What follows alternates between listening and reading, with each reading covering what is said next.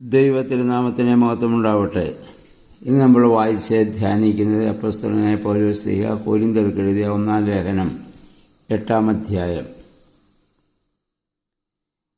ഈ 8-ാം അധ്യായവും കൊരിന്ത്യ സഭയ്ക്കുണ്ടായ ചില സംശയങ്ങൾക്കുള്ളതായ മറുപടിയാണ്. അതായത് വിഗ്രഹങ്ങൾക്ക് നിവേദിപ്പിച്ച ആ ഭക്ഷണം ഭക്ഷിക്കാമോ ഇല്ലയോ എന്ന്. അക്കാലത്തെ സാഹചര്യം നമ്മൾ അറിയണം. വിജാതീയരായ ആളുകൾ അവരുടെ ജന്മദിന വേളകളിലും വിവാഹത്തിൻ്റെ സന്ദർഭങ്ങളിലും വിഗ്രഹങ്ങൾക്ക് ബലിയർപ്പണം നടത്തുക പതിവായിരുന്നു. അങ്ങനെ ബലിയർപ്പണം നടത്തുന്നതിൽ ഒരു ഭാഗം ബലിയായി അഗ്നിയിൽ പോകും. പിന്നത്തേത് ഒരു ഭാഗം അതിൻ്റെ പൂജാരിക്കും ബാക്കി ഭാഗം അർപ്പണം നടത്തിയവനുമാണ്. അങ്ങനെ അർപ്പകന് ലഭിക്കുന്ന ഭാഗം ആ കാലത്ത് അവർ ക്ഷേത്ര പരിസരത്തോ ഭവനങ്ങളിലോ സ്നേഹിതരുമൊത്ത് കഴിക്കുക പതിവായിരുന്നു. അപ്പം അങ്ങനെ വരുമ്പം വിജാതികളിൽ നിന്ന് ക്രിസ്ത്യാനികളായവരെയും വിജാതികളെ സ്നേഹത്തിൻ്റെ പേരിൽ അവരുടെ ഭവനങ്ങളിലേക്ക് വിളിക്കുകയും ചിലപ്പോൾ ക്രിസ്ത്യാനിയും അവരോട് ചേർന്ന് ആ ഭക്ഷണ പദാർത്ഥങ്ങൾ കഴിക്കുകയും ചെയ്തിരുന്നു. അങ്ങനെ കഴിക്കുന്നതിൽ തെറ്റുണ്ടോ എന്ന് അന്നത്തെ ആ ക്രൈസ്തവ സമൂഹത്തിൽപ്പെട്ട ആളുകൾ പൗലോസ്ലീഹായോട് സംശയം ചോദിക്കുകയാണ്. അതിന് അദ്ദേഹം പറയുന്നതായ മറുപടിയാണ് 8-ാം അധ്യായം. അപ്പം അവരുടെ നിലപാട് വിഗ്രഹം സത്യമല്ല എന്നുണ്ടെങ്കിൽ പിന്നെ അതിനെ സമർപ്പിക്കുന്നത് കഴിക്കുന്നതിൽ എന്താണ് തെറ്റ്? പക്ഷെ അവിടെ ആദ്യ ഭാഗത്ത് പൗലോസ്ലീഹ പറയുന്നു, അറിവും സ്നേഹവും തമ്മിലുള്ള അന്തരം അദ്ദേഹം പറയുന്നുണ്ട് 1-ാം വാക്യത്തിൽ. അറിവ് ചീർപ്പിക്കുന്നു എന്ന് പറഞ്ഞാൽ അഹന്തയുണ്ടാക്കും. ഈ അറിവ് തന്നെ രണ്ട് രീതിയിലുണ്ട്. ഇംഗ്ലീഷിൽ 2 വാക്കുകളുണ്ട്, നോളജ് ആൻഡ് വിസ്ഡം. അറിവ് ജ്ഞാനവും തമ്മിൽ വളരെ വ്യത്യാസമാണ്. അറിവെന്ന് പറയുന്നത് ബൗദ്ധിക തലത്തിൽ കുറേ കാര്യങ്ങൾ നമ്മൾ ഗ്രഹിക്കുന്നതാണ്.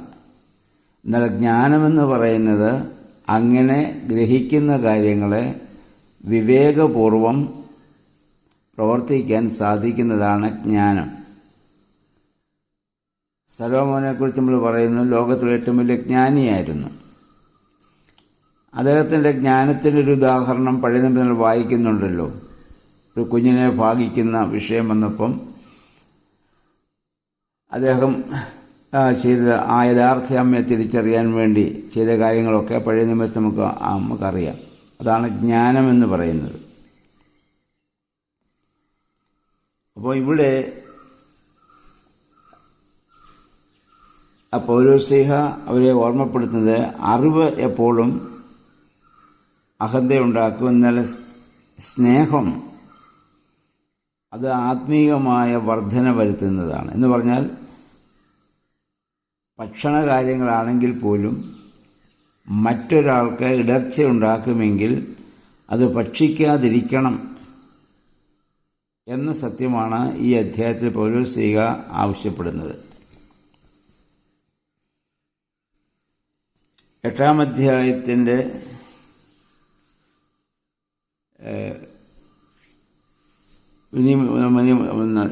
ഇപ്പം മുന്നോട്ട് ചെല്ലുന്നതായ അധ്യായങ്ങളിലും ഇങ്ങനെയുള്ള കാര്യങ്ങളിൽ പൗലോസ്ലീഹ അവർക്ക് കൊടുക്കുന്നതായ ചില നിർദ്ദേശങ്ങൾ നമുക്ക് കാണുവാനായിട്ട് സാധിക്കുന്നുണ്ട്. അപ്പോസ്തലപ്രവൃത്തികൾ 15-ാം അധ്യായം പഠിച്ചപ്പോൾ നമ്മൾ കണ്ടതാണ്, ജെറുസലേം സുന്നകദോസിൽ വെച്ച് വിജാതീയരെ ക്രിസ്ത്യാനികളായി സ്വീകരിക്കുമ്പോൾ ചെയ്യാൻ 2 കാര്യങ്ങൾ പറഞ്ഞു. ഒന്ന്,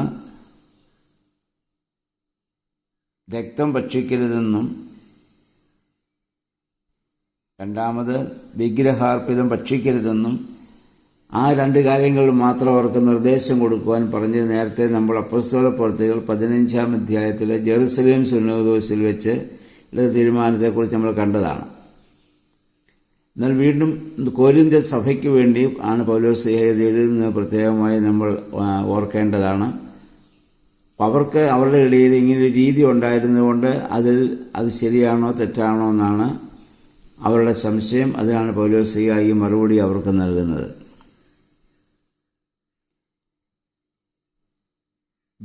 അദ്ദേഹം പറയുന്നു, വിഗ്രഹങ്ങളൊന്നുമില്ല, അതുകൊണ്ട് അവയ്ക്ക് ശക്തിയുമില്ല. വിജാതീയരായ ആളുകൾ അനേക ദേവന്മാരെ കുറിച്ച് പറയുന്നുണ്ട്. 5-ാം വാക്യം നമ്മൾ വായിക്കുന്നു. പക്ഷെ അവരൊന്നും ദേവന്മാരല്ല എന്ന് നമുക്കറിയാം. പക്ഷെ അവരെ ദൈവങ്ങളായിട്ട് ഈ പ്രകൃതി ശക്തികളെ ഒക്കെയും ദൈവങ്ങളായിട്ട് അവർ കാണുന്നുണ്ട്. എന്നാൽ ക്രൈസ്തവരെ സംബന്ധിച്ചിടത്തോളം ഒറ്റ ദൈവമേ ഉള്ളൂ. ആ ദൈവം സകലത്തിൻ്റെയും സൃഷ്ടിതാവും ജീവദായകനുമാണ്. അത് നമ്മുടെ ഏകദൈവവും നമ്മുടെ കർത്താവായ യേശുമിശിഹായുമാണ്. നമ്മുടെ കർത്താവ്. ഇതിനപ്പുറം നമുക്ക് മറ്റൊരു ദൈവമില്ല.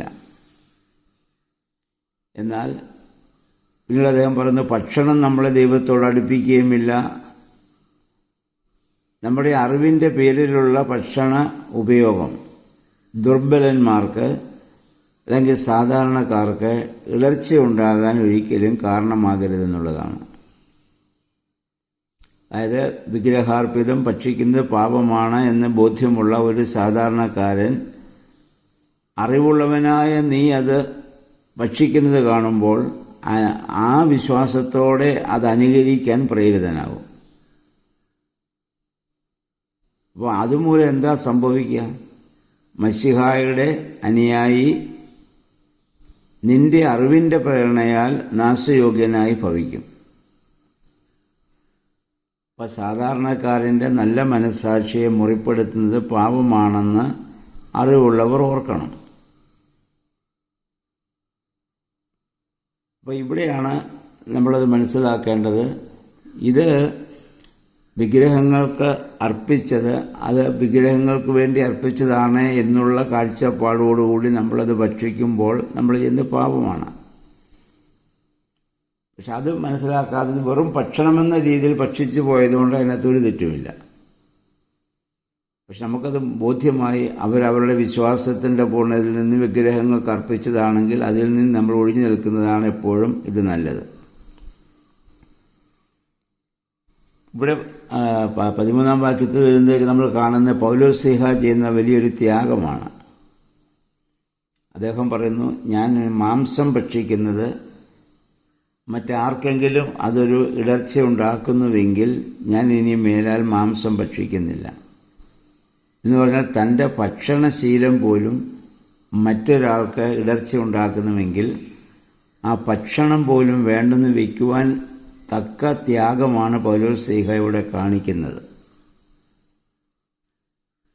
ഇതിനെപ്പറ്റി വേറെ വ്യാഖ്യാനങ്ങളുണ്ട്. അത് പൗലോസ്ലീഹ ഇവിടെ ഞാൻ മാംസം ഭക്ഷിക്കുകയില്ല എന്ന് പറഞ്ഞ് വിഗ്രഹങ്ങൾക്ക് അർപ്പിച്ചത് ഞാൻ ഇനി ഭക്ഷിക്കുന്നില്ല എന്നാണെന്നും, ഇനി അത് അല്ല ആ കോരിന്തിലുള്ളപ്പോൾ ഇനി ഭക്ഷിക്കത്തില്ലെന്നുമൊക്കെയാണ് അങ്ങനെയൊക്കെ വ്യാഖ്യാനിക്കുന്നവരുണ്ട്. അതൊന്നുമല്ല. പൗലോസ്ലീഹ ഞാൻ ഇനി ഒരിക്കലും എന്ന് പറഞ്ഞാൽ തൻ്റെ ജീവിതത്തിൽ ഞാൻ ഇനി അത് ഭക്ഷിക്കുന്നില്ല എന്നൊരു തീരുമാനം പൗലോസ്ലീഹ ഇവിടെ എടുക്കുന്നതായി നമ്മൾ കാണുന്നുണ്ട്.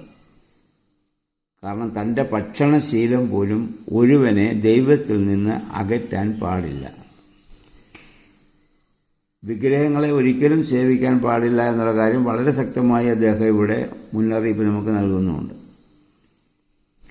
അപ്പോൾ നമ്മുടെ ഭക്ഷണശീലം പോലും വേറൊരാൾക്ക് ഇടർച്ച ഉണ്ടാക്കുമെങ്കിൽ നമ്മുടെ വാക്കുകളും നമ്മുടെ പ്രവൃത്തികളും നമ്മുടെ ജീവിത രീതികളും മറ്റാർക്കെങ്കിലും ബുദ്ധിമുട്ടോ പ്രയാസങ്ങളോ അല്ലെങ്കിൽ ദൈവത്തിൽ നിന്ന് അവരെ അകറ്റാൻ കാരണമാകുമെങ്കിൽ അതിൽ നിന്ന് പോലും ഒഴിഞ്ഞു നിൽക്കുവാനുള്ള വലിയ ആഹ്വാനമാണ് പൗലോസ്ലീഹ ഇവിടെ നൽകുന്നത്.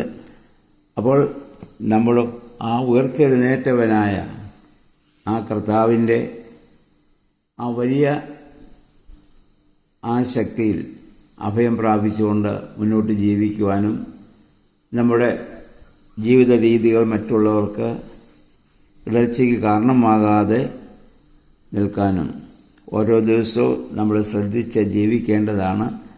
അതനുസരിച്ച് ജീവിക്കാൻ സാധിക്കണമെങ്കിൽ ദൈവത്തിൻ്റെ പരിശുദ്ധാത്മാവ് നമ്മിൽ വസിക്കണം. പൂർണ്ണമായൊരു സമർപ്പണം നമുക്ക് ആവശ്യമാണ്. അതുകൊണ്ട് എല്ലാ ദിവസവും പ്രഭാതത്തിൽ ഇങ്ങനെയൊന്ന് പ്രാർത്ഥിക്കുന്നത് നല്ലതാണ്. ദൈവമേ, ഞാനിന്നൊരു അനുഗ്രഹമാകണം. ഇന്നത്തെ എൻ്റെ വാക്കുകളോ എൻ്റെ ചിന്തകളോ എൻ്റെ പ്രവൃത്തികളോ ആർക്കും ദോഷമോ ദുഃഖമോ നാശമോ ഉണ്ടാകാൻ പാടില്ല.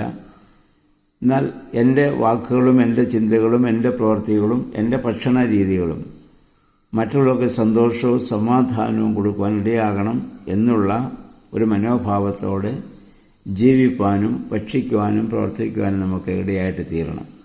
അതിന് ദൈവത്തിൻ്റെ പരിശുദ്ധാത്മാവ് നമ്മെ സഹായിക്കട്ടെ.